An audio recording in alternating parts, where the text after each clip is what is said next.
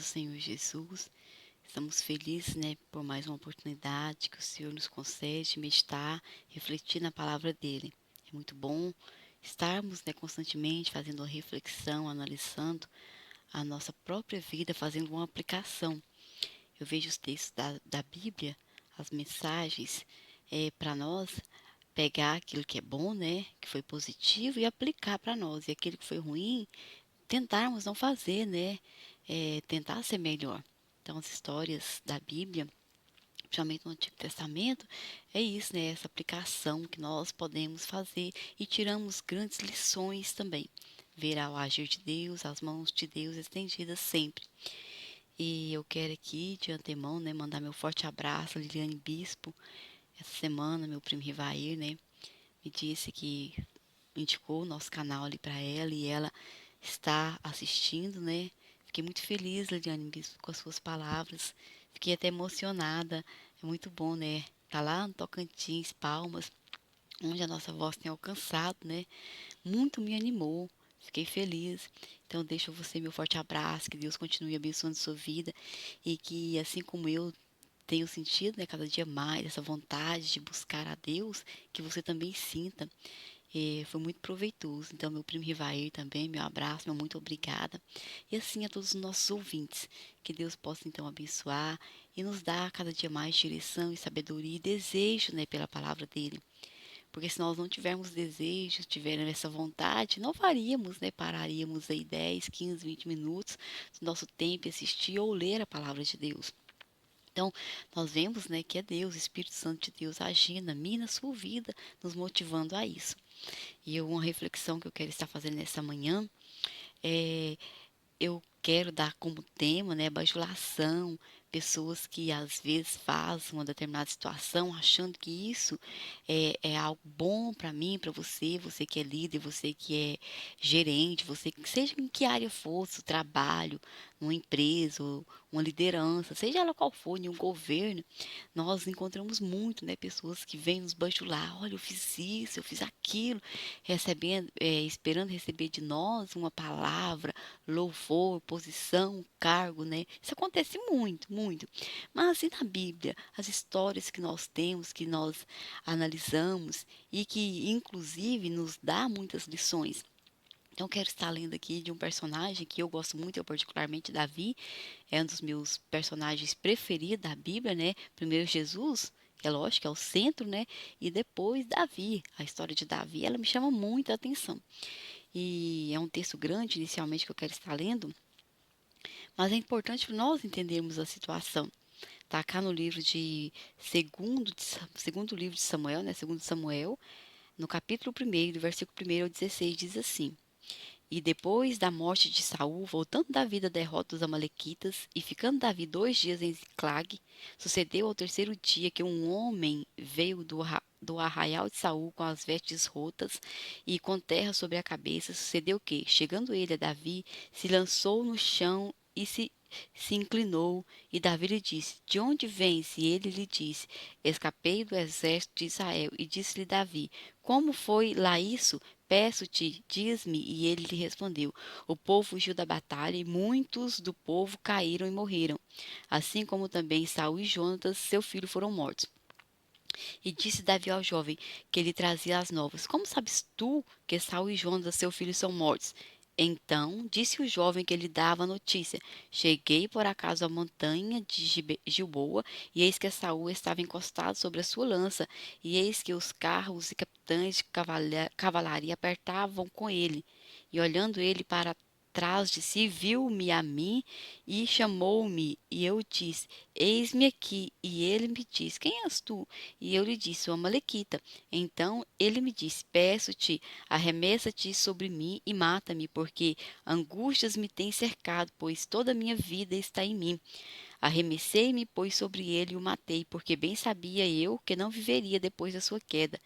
E tomei a coroa que tinha na cabeça e a manilha que trazia no braço, e as trouxe aqui a meu senhor. Então, aqui, né, que é essa parte agora que nos chama a atenção. Então, apanhou Davi as suas vestes e as rasgou, como também todos os homens que estavam com ele.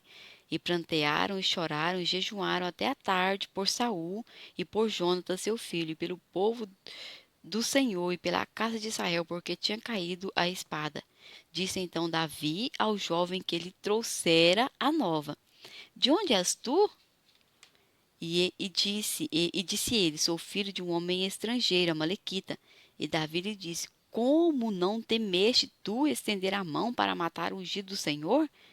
Então chamou Davi a um dos jovens e disse: Chega e lança-te sobre ele. E ele o feriu e morreu. E disse-lhe Davi: O teu sangue seja sobre a tua cabeça, porque a tua própria boca testificou contra ti, dizendo: Eu matei o ungido do Senhor. Então, essa história, esse texto aqui, ele nos chama muita atenção. Quem conhece a história da Bíblia sabe que Saul tornou-se inimigo de Davi.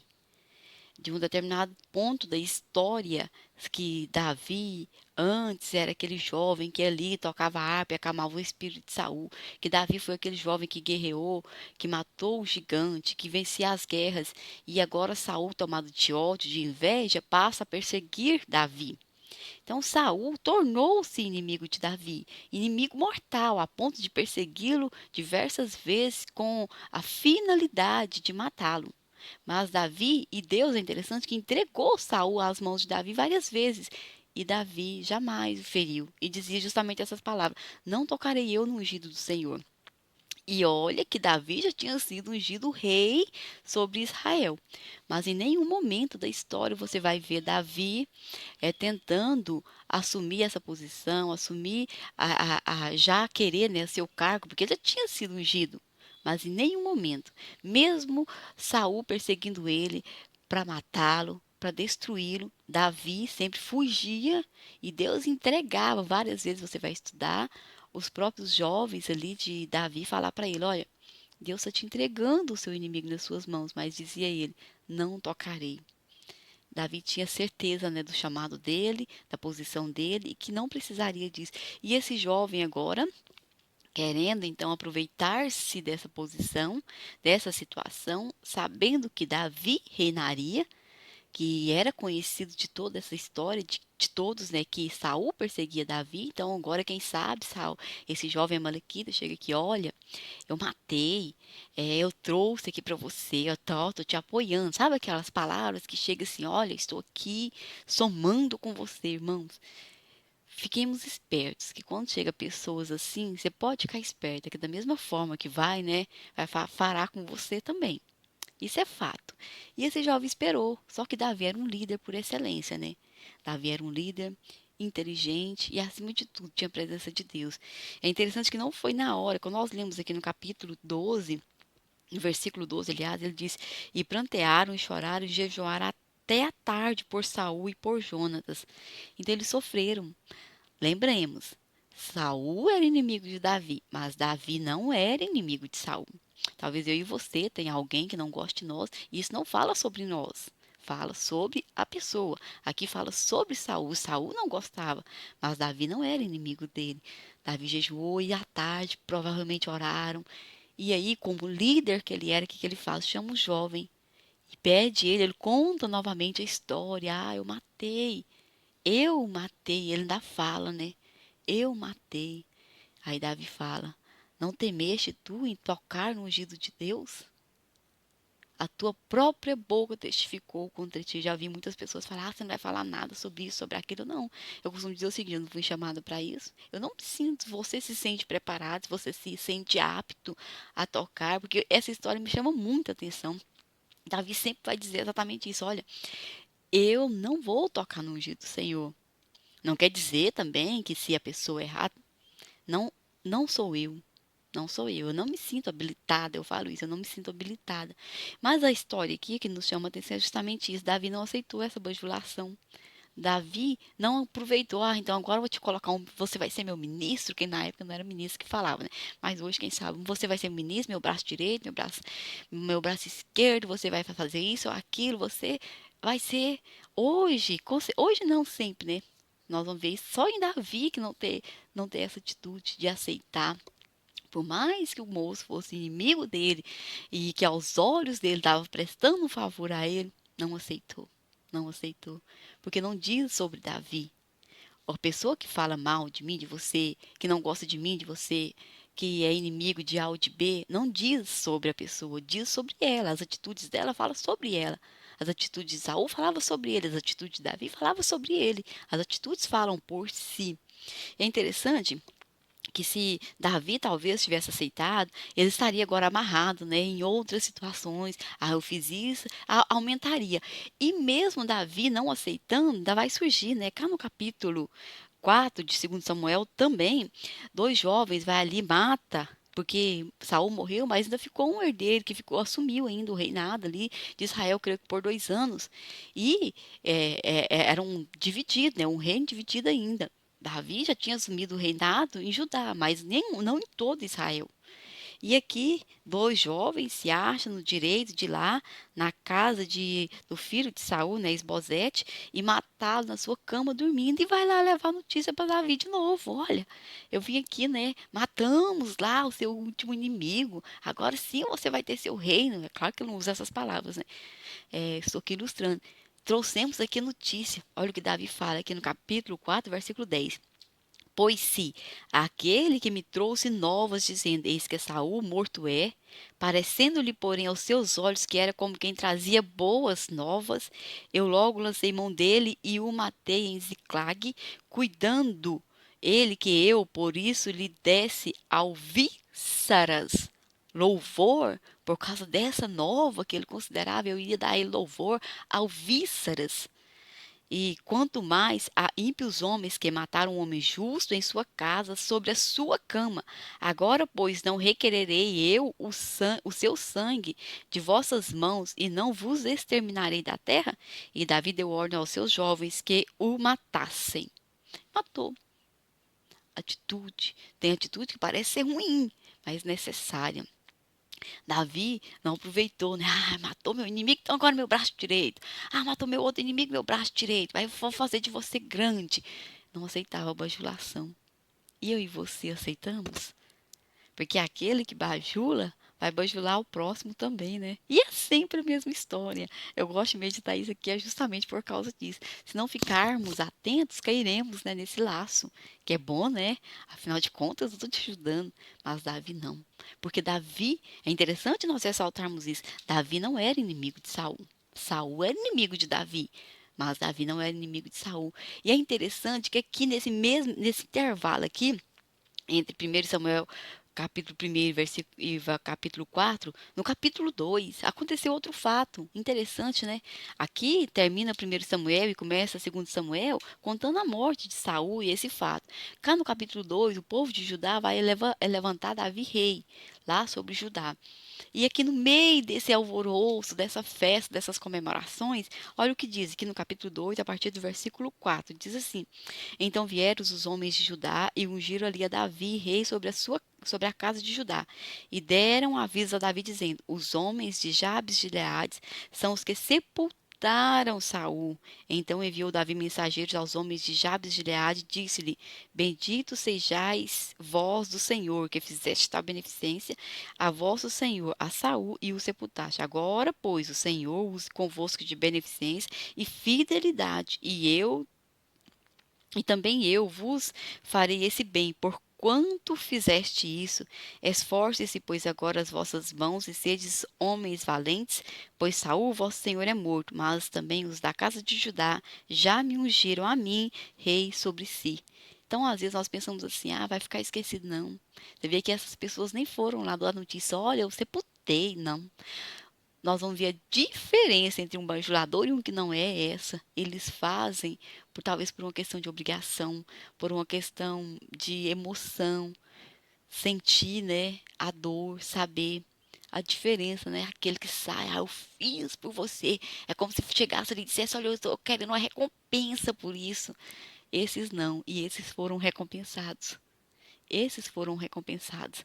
Então, que eu e você saibamos, né, disso também, entender E saber diferenciar, entender que se tem alguém que nos odeia, que não goste de nós, que o nosso coração seja como o de Davi, é seu inimigo, mas eu não sou inimigo. E as nossas atitudes vai nos revelar, seja de inimigo, seja de amigo. Ela vai nos revelar. Não precisamos falar, não precisamos de fazer. As atitudes revelam, né? Eu estudando essa mensagem, eu me lembrei em 2003, mais ou menos, eu estudava. Eu sempre sentei na frente e evangélica como sou, sempre vesti as roupas, né, de evangélica e estudava à noite, passei a estudar de manhã e, em determinada situação, uma moça que estudava também à noite passou a estudar de manhã e começou a sentar ali ao meu lado e nós nos tornamos amigas. Creio que umas 2 semanas depois ela chegou em mim e disse: Elisângela, nós te odiávamos, nós tínhamos a intenção de te dar uma surra. Eu fiquei assim assustado, mas por quê? Não, nós não gostávamos do seu jeito, não gostávamos de você. E eu, mas não tinha, eu nem conversei com elas. E elas não, mas não gostavam. E agora, hoje, que eu tornei sua amiga, vejo a diferença. Ela disse, quando nós vimos você, nós falando, elas me apelidaram, né, de sereia. Quando nós vimos você, nós falávamos, nossa, sereia chegou. Quando ela foi estudar de manhã, que me viu na sala, ligou para as amigas dela e falou, se vocês não fazem ideia que eu estou estudando com a sereia. Aí ela me perguntou, você vai ficar com raiva, chateada? Eu falei, não, não fico. Não fala sobre mim, fala sobre você.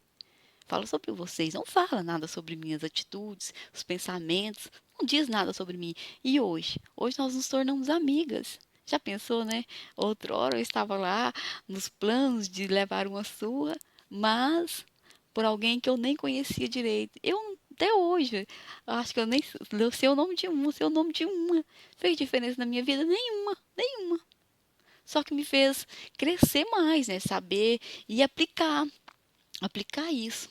E vai surgir, surgiu outras vezes, outras pessoas chegarem em mim e ainda me perguntar, você vai ficar chateado? Não, fico não. E nem com a pessoa que falou, fico não, não importa não. Não fala sobre mim, fala sobre a outra pessoa, não é sobre mim. Então isso faz toda a diferença, né? Que nós também saibamos entender isso, entender essa vontade de Deus pelas nossas vidas, saber que se não é uma prova que nós estamos passando, saber analisar que pode ser que Deus esteja nos provando, para ver como nós vamos nos comportar diante disso. Talvez seja uma prova, né? Eu sempre falo, e se for uma prova? Será que eu seria aprovada? Então faz diferença, né, para as nossas vidas. Então, meu forte abraço, que Deus nos abençoe e cada dia mais sejamos assim, né, como Davi. Ele era perfeito? Não, não era perfeito, mas era um homem de Deus. E é um outro tema que eu quero estar falando, né, essa diferença de Davi e outros 6. Sempre vai citar Davi ali e os demais 6. Se Deus assim nos permitir, estaremos falando sobre isso também, né? Que nós venhamos fazer diferença como Davi, não como Saul, né? Como inimigo, mas como amigo. Meu forte abraço em nome do Senhor Jesus.